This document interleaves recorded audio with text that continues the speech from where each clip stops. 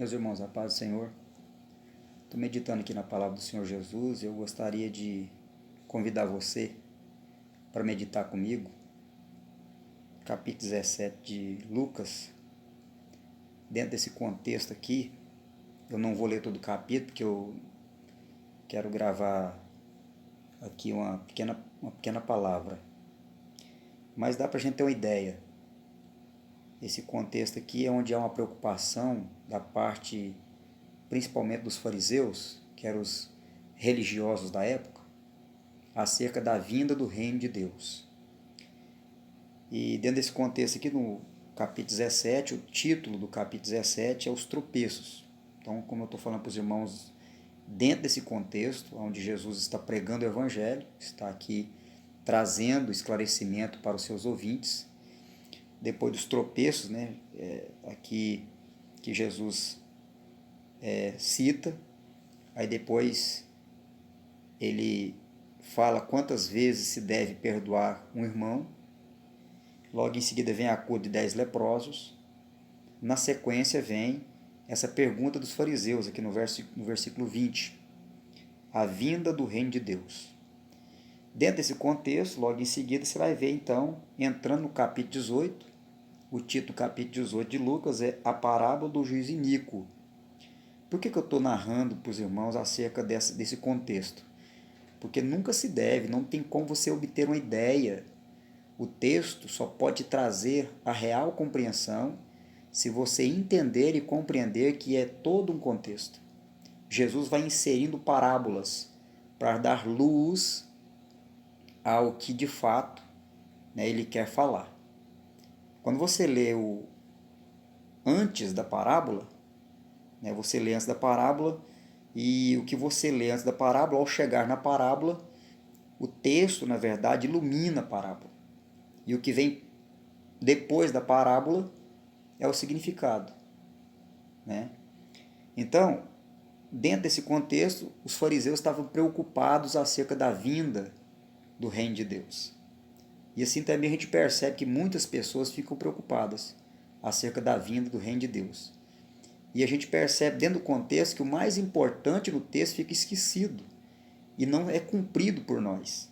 Da mesma forma que Jesus vai estar aqui de maneira bastante clara falar para nós. Quando os fariseus estão preocupados com a vinda, quando Senhor, que sinal haverá, né? Que o Senhor de fato vai voltar e tal. Então Jesus ele aproveita esse momento para dizer, olha, haverá muitas coisas acontecendo, mas eu quero que vocês entendam uma coisa. O principal de tudo isso é você viver o reino de Deus que está agora instaurado em você. O reino de Deus é amor, é paz, né? É companheirismo, é amar o próximo como a ti mesmo, né? Isso é o reino de Deus. O contrário do reino das trevas, que é ódio, que é fome, que é odiar, que é o não repartir, é o egoísmo, tudo aquilo que é contrário ao amor. Então, dentro desse contexto que ele faz essa pergunta, que os fariseus fazem essa pergunta para Jesus, ele diz, olha, na verdade o reino de Deus não vem com aparência exterior, e não procure, na verdade, dizendo, não acredite quando alguns disser para você, eis aqui, Jesus está ali, ou Jesus está lá, em tal lugar. Ele está falando justamente do que acontece hoje com a gente. São essas pessoas que tentam provar que Jesus está na sua igreja, que Jesus está no monte, que Jesus está em determinada bandeira religiosa. Você percebe esse cabo de guerra de cada um provar que Deus está lá?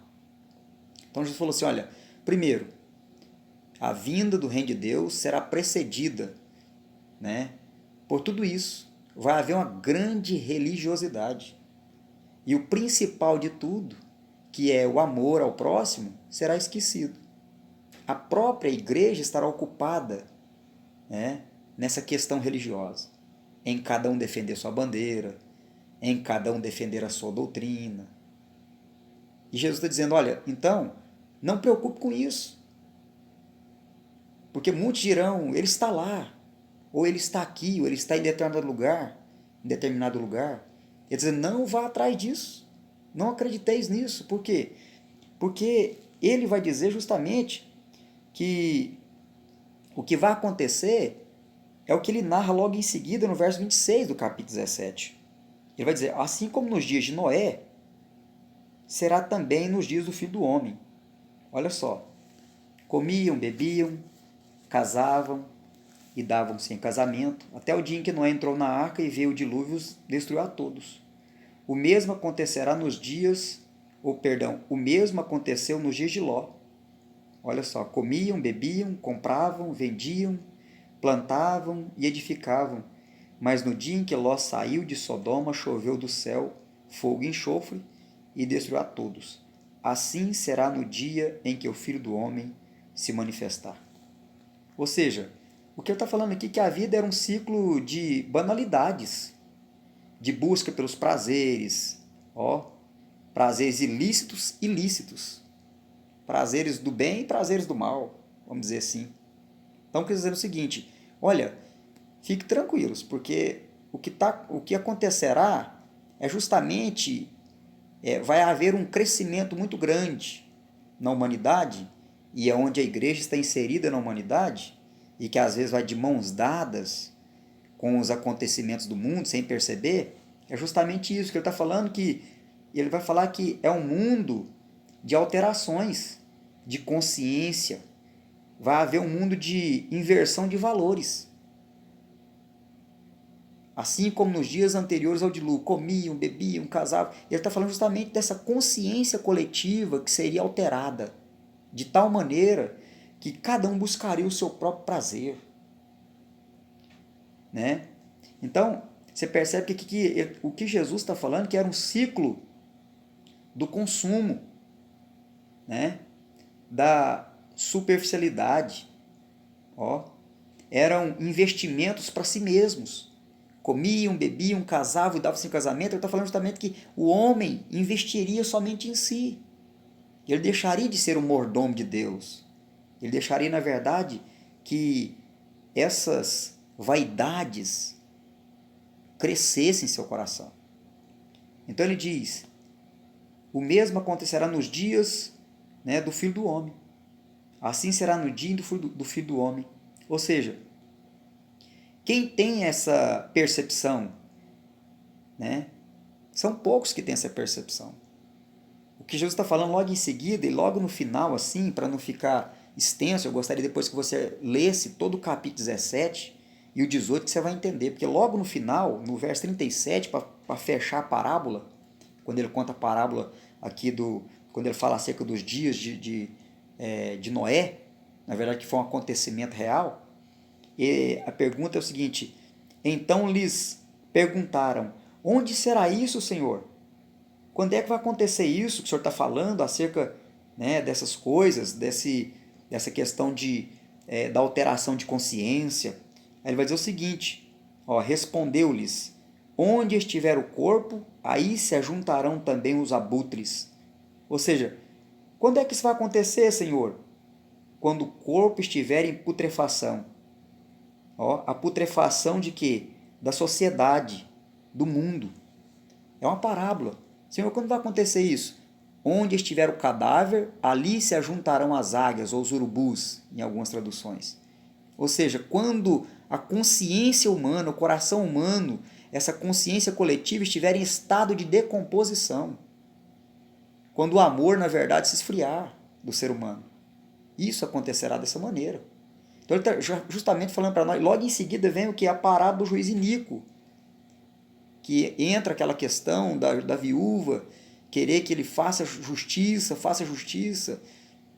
e aí ele vai introduzir a parábola para dizer o seguinte, olha, isso tudo estará acontecendo, a religiosidade crescente, as pessoas querendo provar onde está Deus, em qual religião que Jesus estará. Então o fim dos tempos será de fato mesclado, ou seja, recheado com essa religiosidade crescente. De um querendo provar onde Deus está, onde Cristo está, onde o poder de Deus habita. Mas vocês não se preocupem com isso. Eu quero que vocês façam o seguinte, como a viúva insistia na verdade, com o juiz para julgar a causa dela, ele introduz logo na parábola do juiz iníquo para falar para mim e para você que em vez de nós ficar preocupado em provar se Deus está comigo, e tal, por causa dos poderes que acontecem na igreja, por causa dos conjuntos que nós montamos, por causa do monte que eu subo, por causa da língua estranha que eu falo. Eu falo assim, não se ocupe com isso. Muito pelo contrário. Ou seja, você deve, na verdade, manter-se, né, em oração e vigilância. Mantenha-se em oração e vigilância, buscando sempre a presença do Senhor. Mantenha o equilíbrio, sempre clamando ao Senhor Jesus. Não entre nessa onda de subir monte, descer monte, de ir para um lugar, para outro, mas viva o Evangelho. Viva o Evangelho com serenidade, com tranquilidade, sem sofrência, de preocupar, o reino de Deus, quando é que acontecerá? Não preocupe com isso. Em vez disso, o que você deve fazer é justamente o que está dentro do contexto aqui. Quantas vezes eu devo perdoar o meu irmão? É isso que você deve preocupar. Em amar o próximo como a ti mesmo, ser curado da lepra, que você percebeu que dentro do contexto está a cura dos leprosos. A lepra representa o pecado humano, o coração humano. Então é nisso que nós devemos preocupar. Não é em provar se Deus está no meu ministério, na minha igreja, na minha vida, como as pessoas até falam, cuidado, o Senhor é comigo. E esse já perdeu. Porque não existe. Jesus, na verdade, não está nessa arrogância. Jesus ele não se encontra no meio religioso dessa maneira. Jamais. Então o que ele está falando para os discípulos aqui é justamente acautelai-vos. Não fique preocupado em ir atrás de informações e de saber dos tempos, o fim. Não. Preocupem em amar o próximo como a ti mesmo. Se preocupem em viver um evangelho simples, né? Caminhando na paz com o seu irmão, perdoando aqueles que te ofendem, né? Ajudando aquele que necessita de você, do estender da sua mão. Então se preocupe com isso. Então, por isso que eu gostaria que você lesse a sua casa, porque o tempo aqui é curto. Se eu prolongar demais, você de repente não vai nem estar afim de ouvir, né? Mas eu gostaria que você lesse com todo cuidado, né? Quando ele fala justamente dessa consciência coletiva apodrecida. Senhor, quando é que isso vai acontecer? Falou, a religiosidade vai ser muito grande, vai ter religião de tudo quanto é lado, querendo provar que Deus está lá, que Jesus está em tal lugar, em tal bandeira religiosa, em tal placa de igreja, em tal ministério. Não entra nessa. Jesus está dizendo, não preocupe com isso. Tá? Quando vocês perceberem, eu vou dar uma pista muito interessante para vocês, quando vocês perceberem que aonde estiver o cadáver, aí estará os urubus. Ele está falando desse apodrecer da consciência humana, o esfriamento do amor, a podridão da humanidade em geral, e principalmente que está acontecendo muito com a igreja. Então é isso que ele faz essa aqui comparação para nos ensinar, né? Por parábolas, porque serve para mim e para você hoje. Então eu gostaria que você lesse com todo cuidado, capítulo 17, capítulo 18, lê toda a escritura, é claro, mas aqui, pelo menos nesse texto que eu estou propondo para os irmãos entender e compreender que realmente é o que o texto está dizendo, tá?